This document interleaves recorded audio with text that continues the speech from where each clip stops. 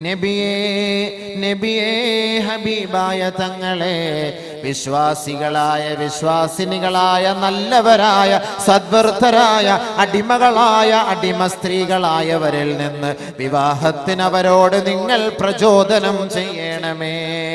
ഇയകൂനു ഫുഖറാ, ഒരുപക്ഷെ അവർ സാധുക്കളാണെങ്കിൽ, അവർക്ക് സമ്പത്ത് കുറഞ്ഞവരാണെങ്കിൽ,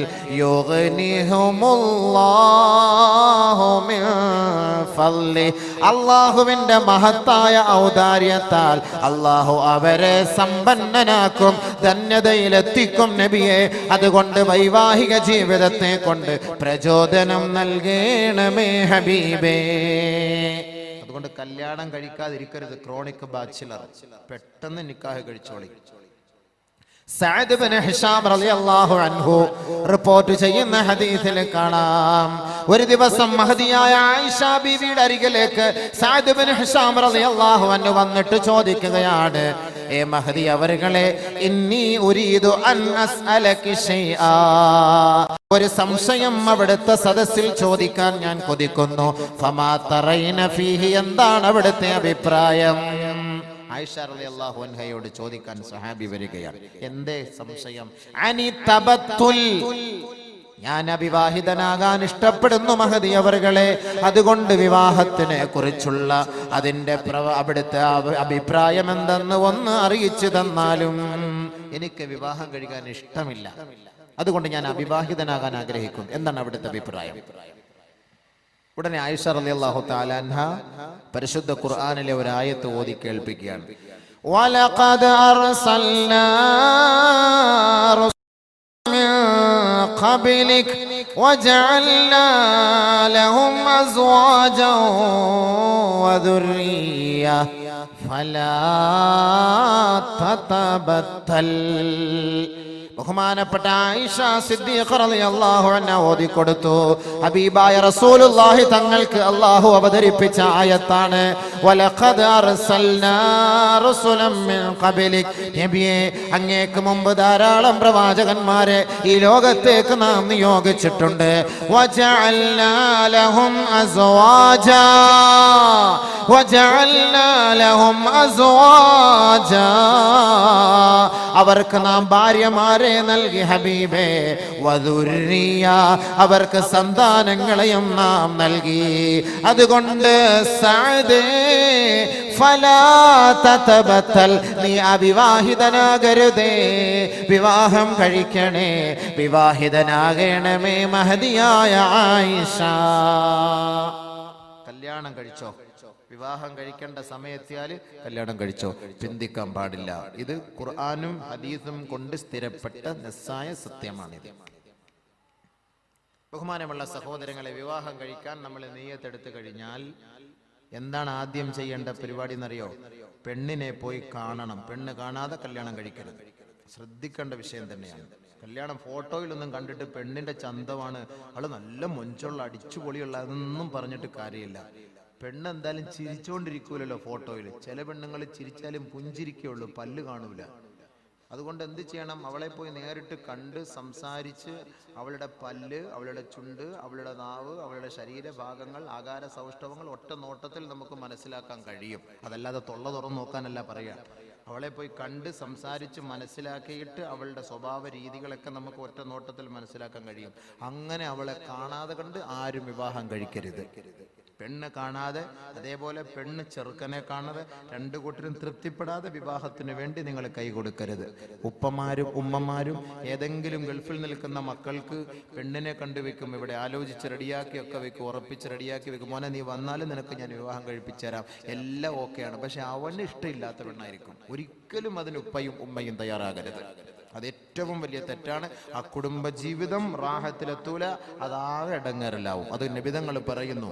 ബഹുമാനപ്പെട്ട മുഗീറത്ത് ഇബ്നു ശുഅബ റളിയല്ലാഹു തആല അൻഹു റിപ്പോർട്ട് ചെയ്യുന്ന ഹദീസിൽ കാണാം, ഖുൽതു, ഞാൻ നബി തങ്ങളോട് ചോദിച്ചു, യാ റസൂലല്ലാഹ്, അല്ലാഹുവിന്റെ റസൂലേ, ഖതബതു ഇംറഅതൻ, ഒരു പെണ്ണിനെ ഞാൻ കല്യാണ ആലോചന നടത്തി ഓക്കെയാക്കി റെഡിയാക്കി വെച്ചിരിക്കുകയാണ് നബിയേ.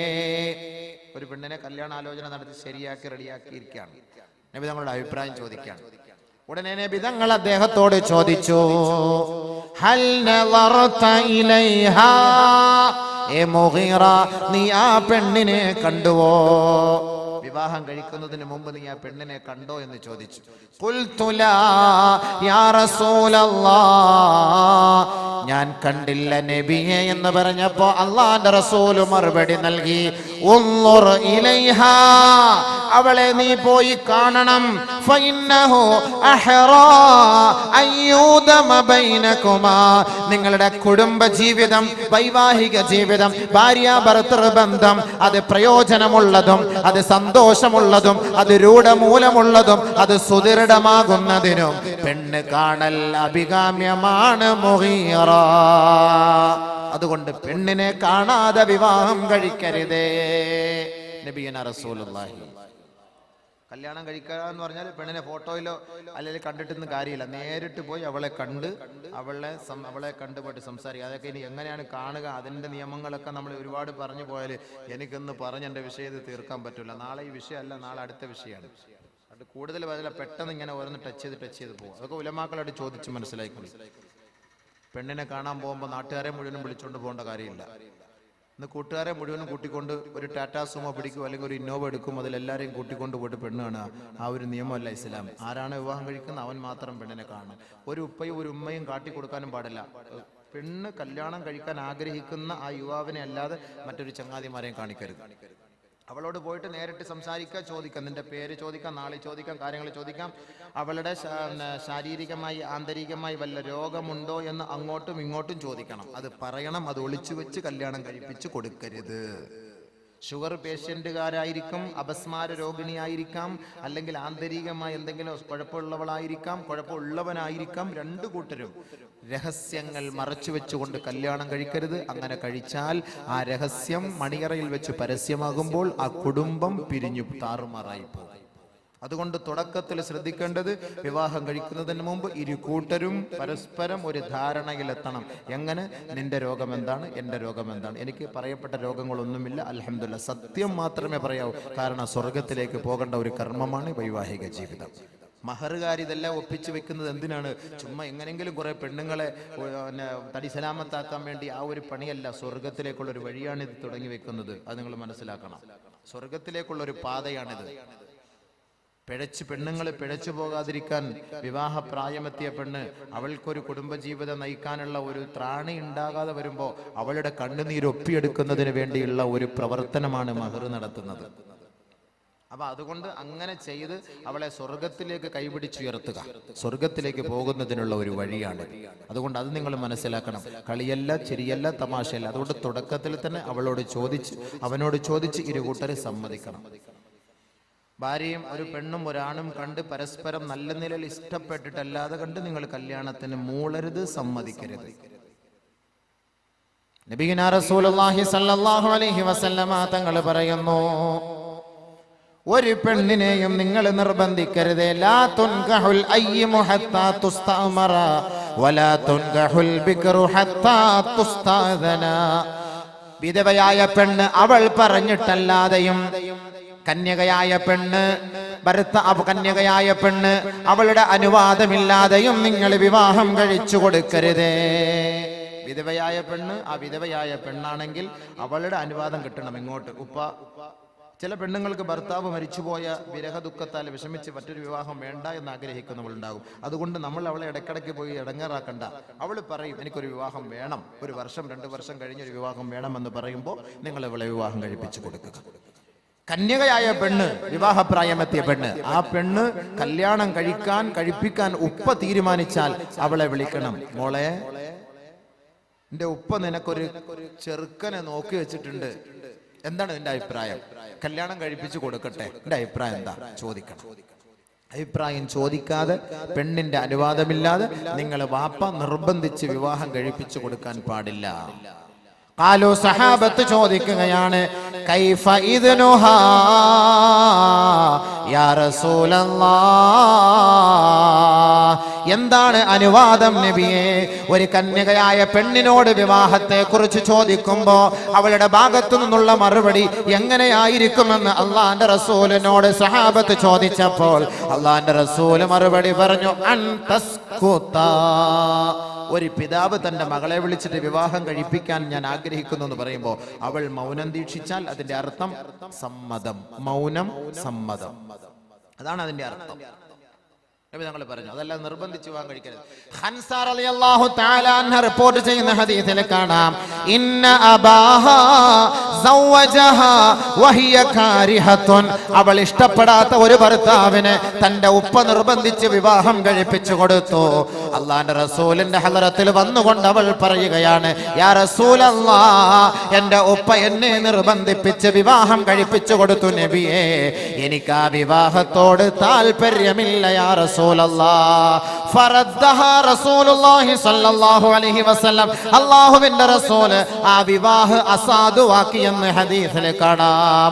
മറ്റൊരു റിവായത്തിൽ കാണാം, ഹൻസ റളിയല്ലാഹു തആല അൻഹ നബി തങ്ങളോട് ഈ ആവശ്യം ഉന്നയിച്ചു പറഞ്ഞപ്പോ അല്ലാഹുവിന്റെ റസൂലിന്റെ മുന്നിൽ ഹൻസ റളിയല്ലാഹു അൻഹ പറഞ്ഞു, യാ റസൂലല്ലാഹ്, ഞങ്ങൾ യുവതികളാണ്, ഞങ്ങൾക്ക് ഒരുപാട് അഭിലാഷങ്ങളും ആഗ്രഹങ്ങളുമുണ്ട്. ഒരു ഭർത്താവ് ആരായിരിക്കണം, ആ ഭർത്താവിന്റെ അവസ്ഥകളെ കുറിച്ചറിയണം. അതുകൊണ്ട് ഞങ്ങളുടെ മാനസിക അവസ്ഥ മനസ്സിലാക്കാതെ ഒരു പെണ്ണിനെയും ഒരു ഉപ്പമാരും നിർബന്ധിക്കാൻ പാടില്ല. അതുകൊണ്ട് എന്റെ ഉപ്പ എന്നെ നിർബന്ധിപ്പിച്ച് വിവാഹം കഴിപ്പിച്ചത് ഞാൻ സമ്മതിക്കാം നബിയെ. ഇനി മേലിൽ ലോകത്ത് ഒരു മുസ്ലിം പെണ്ണിനെയും അവളുടെ പിതാവ് അവളുടെ അനുവാദമില്ലാതെ വിവാഹം കഴിപ്പിക്കാൻ പാടില്ല. അതുകൊണ്ട് ഉപ്പമാരുടെ ശ്രദ്ധയ്ക്ക്, ഉമ്മമാരുടെ ശ്രദ്ധയ്ക്ക് മകളുടെ അനുവാദം ചോദിച്ചിട്ട് വേണം വിവാഹം കഴിച്ചു കൊടുക്കാൻ. ബഹുമാനമുള്ള സഹോദരങ്ങളെ, അതേപോലെ പെൺകുട്ടികളെ നിങ്ങൾ ഉപ്പമാരുടെയും ഉമ്മമാരുടെയും അനുവാദം ഇല്ലാതെ നിങ്ങൾക്ക് സ്വന്തമായിട്ട് രജിസ്റ്റർ വിവാഹം കഴിക്കാമോ? പാടില്ല, അതും പാടില്ല. ആരെങ്കിലും ഒക്കെ നാട്ടിൽ പോയിട്ട് അല്ലെങ്കിൽ എവിടെയെങ്കിലും പോയിട്ട് കോളേജിലോ ക്യാമ്പസിലൊക്കെ പോയിട്ട് ആരെങ്കിലും കണ്ട് സ്നേഹിച്ചിട്ട് റോസാപ്പൂ അങ്ങോട്ട് കൊടുക്കുക, ബ്ലൂടൂത്ത് ഇങ്ങോട്ട് അയക്കുക, മൊബൈൽ അങ്ങോട്ട് വാങ്ങിച്ചു കൊടുക്കുക, ചുരിദാർ ഇങ്ങോട്ട് വാങ്ങിച്ചു കൊടുക്കുക. അപ്പൊ അങ്ങനെയൊക്കെ ഉള്ള പരിപാടികളാണല്ലോ ഇന്ന്, ഗേൾ ഫ്രണ്ട് ബോയ് ഫ്രണ്ട്. അപ്പൊ ഇങ്ങനെയൊക്കെയുള്ള സംസ്കാരം ഇന്നുണ്ട്, അന്നുണ്ടായിരുന്നു. അന്ന് ഖുർആൻ വന്നപ്പോൾ അതൊക്കെ വലിച്ചെറിഞ്ഞു. ഇന്ന് ഖുർആൻ കേട്ടവർ വീണ്ടും അതിലേക്ക് ആകൃഷ്ടരായിക്കൊണ്ടിരിക്കുകയാണ്. അങ്ങനെ ഏതെങ്കിലും ഒരു ഭർത്താവിനെ നിന്റെ തുണയായി, നിന്റെ സഖിയായി നിനക്ക് ഇഷ്ടപ്പെടാമോ? പാടില്ല. ജാഹിലിയ കാലഘട്ടങ്ങളിലെ സ്വഭാവമായിരുന്നു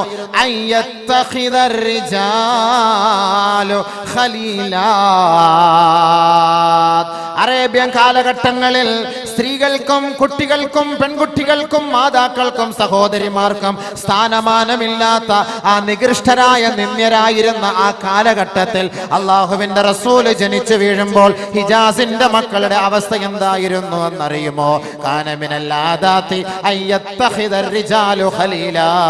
താൻ ഇഷ്ടപ്പെടുന്ന ഒരു പെണ്ണിനെ പോയി പിടിക്കുക, അവളെ തന്റെ സഖിയാക്കുക, അവളെ തന്റെ കൂട്ടുകാരിയാക്കുക, തന്റെ ശാരീരിക ഇച്ഛകൾ പൂർത്തീകരിക്കുക, അവളെ കറിവേപ്പില പോലെ വലിച്ചെറിയുക. അതേപോലെ തന്നെ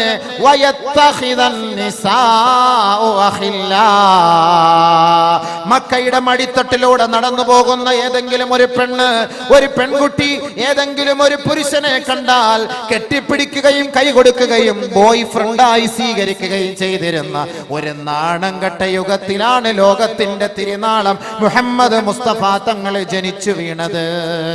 ഇന്ന് സാംസ്കാരിക ബോധമുള്ള ഈ നാട്ടുകാർ, സാംസ്കാരിക ബോധമുള്ള മുസ്ലിം കുടുംബത്തിലെ പെണ്ണ് ബോയ് ഫ്രണ്ടും ഗേൾ ഫ്രണ്ടിനെയും കീഴിൽ കിടന്ന് ആനന്ദിക്കുകയല്ലേ, ഉല്ലസിക്കുകയല്ലേ, അട്ടഹസിക്കുകയല്ലേ? ഉപ്പയുടെ അനുവാദമില്ലാതെ, ഉമ്മയുടെ അനുവാദമില്ലാതെ ഏതെങ്കിലും ഒരു വ്യക്തിയെ തന്റെ ഇണയായി തുണയായി സ്വീകരിച്ചുകൊണ്ട് രജിസ്റ്റർ ഓഫീസിൽ പോയി വിവാഹം കഴിക്കുന്ന നാണം കെട്ട സംസ്കാരം മുസ്ലിം പെണ്ണ് നിനക്ക് നല്ലതല്ല. അയ്യുമാ ഇംറഅത്തിൻ നകഹത് بغير إذن وليها فنكاحها باطل فنكاحها